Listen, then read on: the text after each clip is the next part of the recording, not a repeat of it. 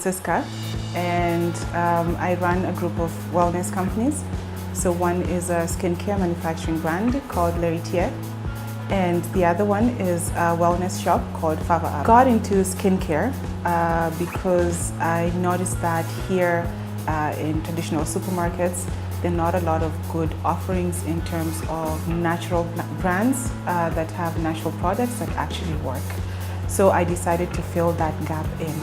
And I also decided to fill the gap the big gap that there's no company that basically manufactures good fragrance in this market. For Fava Herb, I also realized that whenever I shop at those supermarkets, you'll find that the natural alternatives that you'd look for in a supermarket are hidden down below the shelves or way up, so they're not really pushed forward.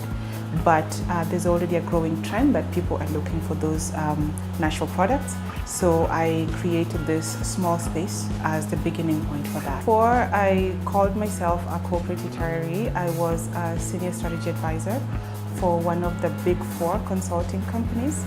And before that, I was also doing stock trading, for example, like an equity analyst in Boston. It's very mixed. For example, there have been those days when, the moments or periods when I really ask myself, like, why did I do this? Because employment provides that annuity that's basically guaranteed.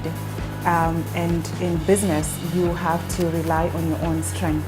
Playing in a completely new space is a challenge. That means that cost of customer acquisition is high. So say that I'm basically a skincare brand that's doing all these product ranges like face cream, aftershave, and so on and so forth.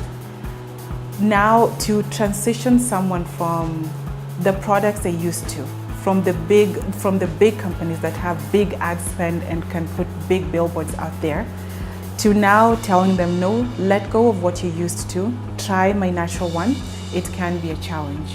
Number 2, say for Fava Herb, if people are used to certain cooking oil, certain spices, certain coffees, certain teas, switching them to the natural alternative per se, it requires a lot of, let's say again, customer acquisition. Now let's come back to the process of, say, like registering a business.